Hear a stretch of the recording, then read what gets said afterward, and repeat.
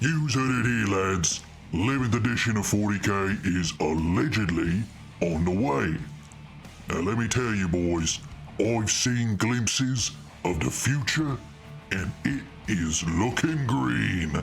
Let's hop on that hype train and bulldoze our way into some rumors and speculations of the new edition coming soon. Listen up lads, welcome back to the Daily Crumper, and today we're going to be talking about the current 11th edition rumors for 40k. And we're going to go over a bit of some box set expectations as to what might be within the new edition launch. Because apparently, Orks are going to be the main focus of this new edition. So, what could we see in that new box for the lads? As well as what could we see going into later in the edition in terms of new releases for us Orks. Let's get into it. So, currently, the rumor is that 11th edition of 40k will launch around June of 2026. Now currently, it is August of 2025, and if we can go by G-Dub's past releases of past editions, they typically go on about a 3-year cycle, which means about this time next year will have been 3 years, if not longer than that, since 10th edition is launched. So June 2026 seems to be right about in that ballpark. Rumor is the launch box will indeed be the Space Marine Beakies versus us green skin Orks, which is quite interesting to be honest, as is always felt that us lads have been treated pretty darn well by G-Dub in the past editions. We've gotten the entire new Beast Snagger line, we got the Speed Freaks line with all the buggies, and even some new stuff thrown in there. We got some new boys, a new Big Mech, new Boss Snickrot, we got the Commandos, and recently we just saw the new Wrecker Crew, which is the Breaker Boys new unit and the refresh of the Tank Buster Boys. So he's been getting a lot of love, especially when you compare us to something like them evil spiky-eared Dracaris, or even our fellow lads, the World Eaters, who are still awaiting a second half of their book. But nevertheless, if Orks are going to be the end-all be-all big bad of 11th edition, well, I for one welcome us as the new big green overlords. So along with us being the launch faction, says that next edition's narrative will be heavily Ork related. So that means the lore is going to be all green going forward. Now what could this mean? Does it mean we're going back to Armageddon again? I don't know, seeing as how the latest, I believe, Crusade book that just released took place on Armageddon. So perhaps the Orks will be invading some other big Humy world, and we'll get some big lore-related incident with that. And maybe we'll get some other weird big Ork lore-related release. Perhaps the Orks come to Space Marine 2? Maybe? Who knows? But that'd be really zogging cool. So as for the launch box, Space Marines are rumored to get a new land speeder variant, new tactical Marines, which is quite interesting because a lot of us are thinking that they're just going to get axed from the game. Get a new Dreadnought of a Flamer variety, which is nice. New Vanguard Vets, which makes sense. And a heavy weapons HQ unit, perhaps some Beaky with a big gun to lead around them new Desolators with the weird big Nerf gun looking things. As for the lads, there's not as many rumors for what they're supposed to get, but what some gets us saying is that we're going to get new Storm Boys, new Mega Knobs, and a new War Boss. And after that, a potential full faction refresh, which does make sense, as in past editions, both the Tin Boy Necrons and the Big Bug Tyranids got their complete army refreshes alongside their new box release. So that would make sense. I'd be happy with all these new releases. A new War Boss model, perhaps with some new war gear, would be really nice. New Mega Knobs, I don't think isn't as needed as some other things in our catalog, but they're still welcomed. And new Storm Boys, that kit's ancient. A lot of the pieces have so much flash on them, takes forever to sand it all off. So new Storm Boys would be much appreciated.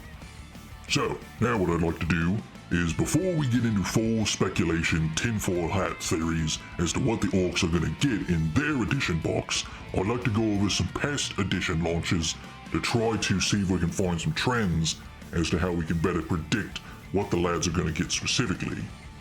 So if we look back at 8th edition's release with the Dark Imperium box set, you had the Beaky Boy Marines versus, in this case, the brand new faction at the time, the Death Guard Chaos Space Marines. In the box, they received 3 HQ units or character type affiliates, 1 small elite troop unit, in this case the Plague Marines, 1 large chaff cheap type troop option in the Poxwalkers, a small vehicle in their little bloat drone, and all of this, aside from the Plague Marines, were brand new units. The Plague Marines previously existed in the Chaos Space Marine book in 7th edition, but they didn't have their own model release. I believe they were just a Forge World upgrade kit that you can use with the existing Chaos Space Marines at the time, or you could just paint them green and didn't have to use all the fancy bits and just call them Plague Marines in that case. But now they had a fully realized, very thematic, Death Guard themed Plague Marine unit. So all in all, 6 new units for a brand new faction is quite a nice sizable starter army for people wanting to get into that faction. If we go into 9th edition with the Indomitus Crusade box, which was the Beaky Boys versus the Tin Boy Necrons, over here, you'll notice that they got 4 HQ units plus a mini bodyguard unit in the Murder Bucket Crypto Thralls. They got 1 small elite troop in the 3 Scorpec Destroyers.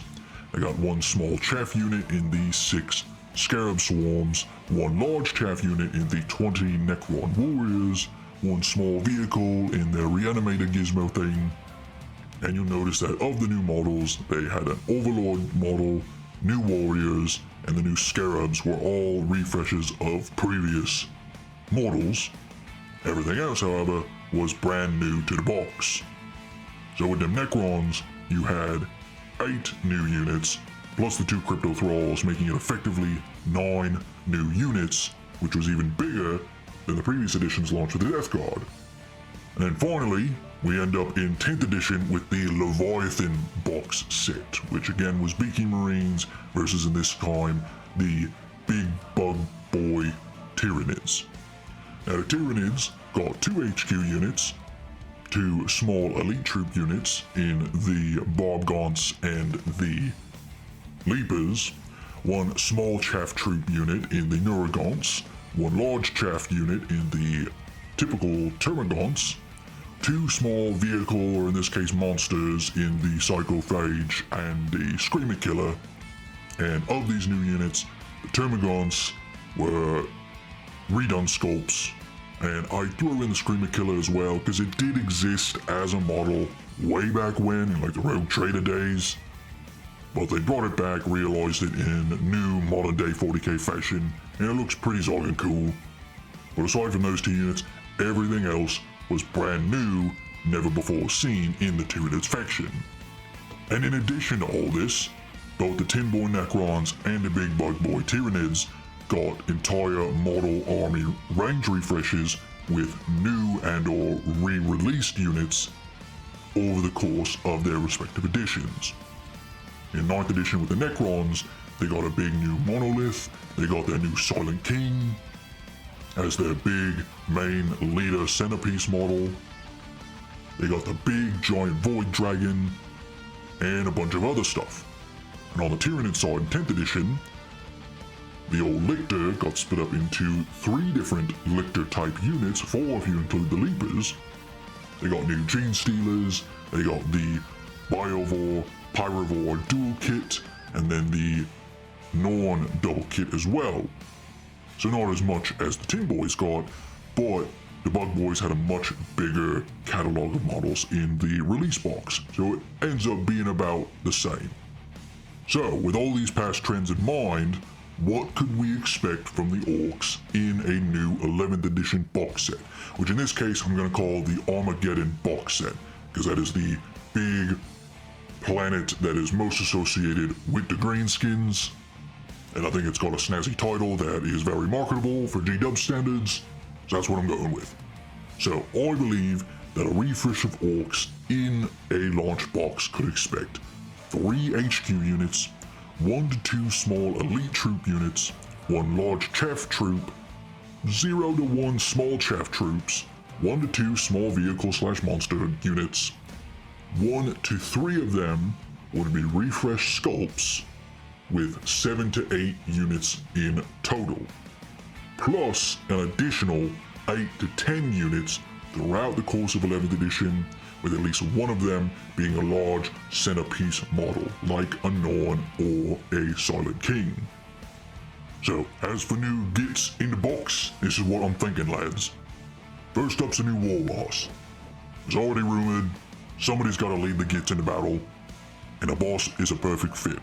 Now, whether it's just a new sculpt of the typical on-foot war boss, or it's a completely new war boss, like we got previously with the war boss in Mega Armor, perhaps it is a jump pack war boss to lead the presumed new Storm Boys, or maybe something else, like a war boss in a Death Dread, or a war boss in a kill tank or something. Probably not, but some kind of war boss regardless. So as you can see, the only one we can currently buy on GW's website is good old war boss Gruck, which is a nice model, but you can only build him one way. And he only comes with what he's got, the Combi Rocket and the Power Claw. He doesn't come with any extra bits. So having a new boss with some options would be really nice. Next up's a Pain Boy. Similar case, the Pain Boy is not the oldest model, it is pretty old, and it is a monopose, one build only type kit. So having a new Pain Boy, or again, maybe they decide to go a different angle with him, maybe make it a Pain Boy with a jump pack, or some new Pain Boy entirely, like they did with the Pain Boss, I definitely think a new one of these would fit right in. For the third HQ, I'm going with the Weird Boy. The Weird Boy is probably the oldest model that we've got, or at least one of the oldest models. You can still only get this kit in Finecast, which is that cheap old resin stuff that GW uses.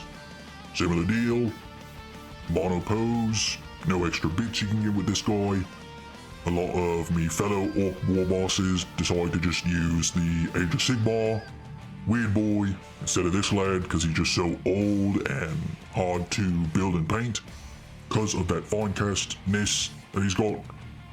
So a new Weird Boy would be essential if you are going to refresh the Orc army.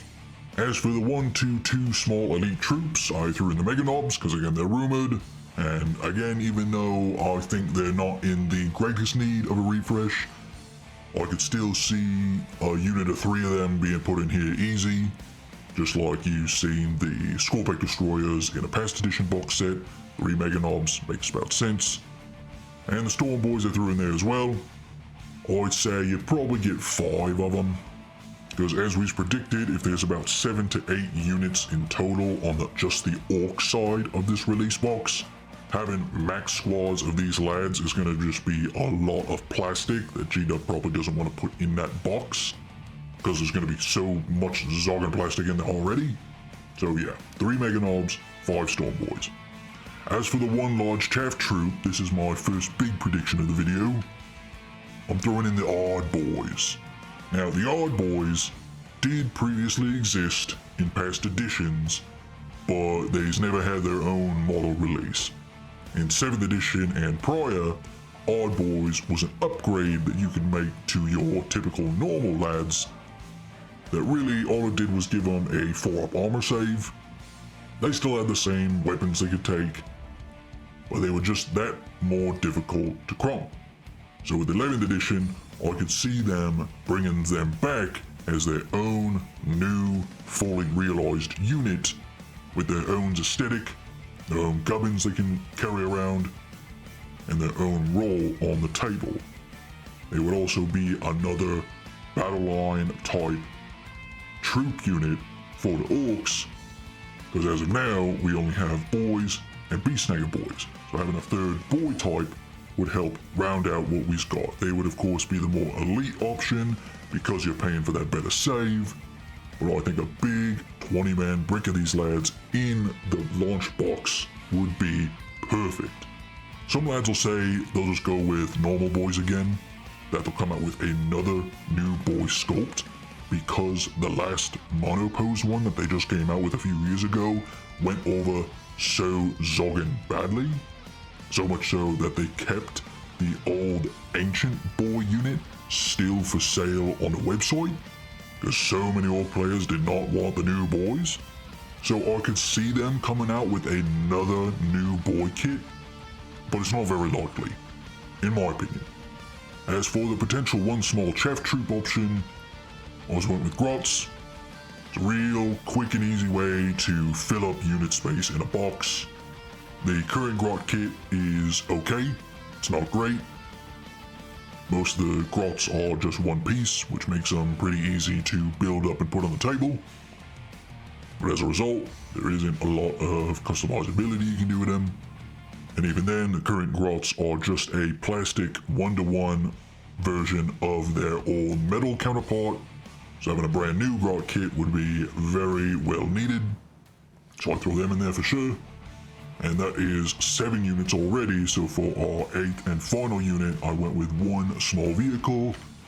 In this case, I put in the Grot tank, the return of the Grot mega tank. Because I think something that the Ork Codex is missing for sure is just a main battle tank option. You know, something like a Hume Lehman Russ, or a Lady Hume Castigator, or a Beaky Predator, or Lancer. Just something that can sit in the back, throw shells down range. Either have it be Ork piloted with a targeting squig, so that way it hits on 4's base, or just make it again the Grot mega tank where Grots can pilot it and have it hit on 4's. Because if we get another shooting piece that is stuck at hitting on 5's with no rerolls or no pluses to hit or nothing like that, it's probably just going to get put on the shelf anyways. So having a good, reliable shooting unit in the lads book is what we're looking for. Doesn't have to be the Grot mega tank, I just put it on there because it fills that role of what we are missing as an army. Then finally, as for some other units that we could get throughout 11th edition, I would definitely love to see some old name characters finally come back. We have Boss Zagstruck, Captain Badruck, and Mad Doc Grotsnick, all named lads that we recently lost in this past Codex update for 10th edition, which I feel are sorely missed. Having a named Stormboy character to lead the Stormboys that we're getting that are new would be perfectly fitting. Captain Badruck, he was our main character to go with Flash Gits. Now Flash Gits can't be led by any Git, so having him back would be real zogging cool. I don't know why they got rid of him in the first place. And Mad Doc Grotsnick, similarly, he was our one named Pain Boy. So if you're not going to bring a new Pain Boy in the new launch box, then at least bring this kit back, so we can have some extra flavor and some alternatives to regular Pain Boys in our boy squads. Also threw in the mech. The mech kit is not very bad. It's a little blister pack character type, but he's pretty basic. I feel like you could reimagine him and give him some new gubbins to play around with, kind of like how they did with the new big mech they came out with. So a new mech would be very nice. As for non-character units, war bikers, they are very old and don't have a lot of customizability with them. So bringing them back and giving them an additional bike weapon option instead of just the Daka guns, that might be cool. Knobs are old. I love the knob kit, but it gets pretty old after a while, and they are definitely showing their age. And then the dual kit of the Burner Boys and Looters, both very ancient. I could easily see them replacing these lads. Maybe even continue making it a dual kit, but they'll probably separate it so that way you have to spend twice as much money. Get rid of all them teeths you have saved up. But I could easily see them retiring a lot of these old kits and bringing them back in brand new plastic. A lot of these plastic kits, like the aforementioned Knobs, Warbikers, and Burner Looters, are getting close to being about 15 years old. So getting them replaced would be pretty ideal. And with them characters, again, Zagstruck, Grotsnick, and Badruck were all either metal or foreign cast models. So even more of a reason to bring them back in plastic. And then as for our 1 to maybe 2 large centerpiece models that should come out with our refresh, you know I gotta put it in there? The Stomper, lads. The Stomper is ancient. If you've ever built a Stomper out of box, I did it recently. My first Stomper I ever got, I got used off of a fellow Git, so I didn't have to build it luckily. But recently I picked up a second one because I want to do it for the good Kit Bash project. Reading those instructions, nothing's labeled, and all the pieces are so small because the instructions are so zoomed out, you can barely zog and see what you're trying to look for on the dang sprues. So bringing back the Stomper would be zogging outstanding. You could say you could go with the Morkanite, but they're relatively new, and they hold up in today's Warhammer a lot more than the Stomper. The Stomper doesn't even have a base, and it's so big that you can hardly fit it on most traditional G-Dub terrain layouts. So if you're gonna bring it to a game, you almost have to have an agreement with your opposing Git that you're playing with that he will allow you to move your Stomper between gaps in buildings. Because if you don't have that agreement, it's going to catch on everything. Your opposing Git is going to tell you, you can't move through there because his big dumb arm's getting caught on the zogging, gubbin thing sticking out the wall or whatever's. So I think a reimagined Stomper would give them the opportunity to right a lot of them wrongs.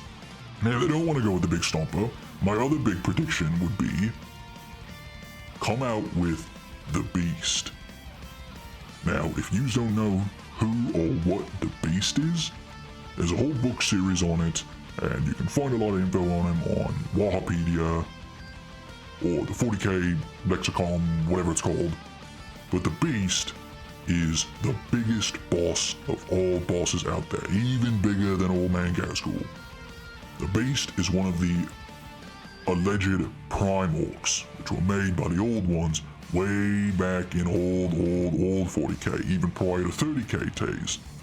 In the lore, the most recent sighting of a beast equivalent was after the events of the Horus Heresy.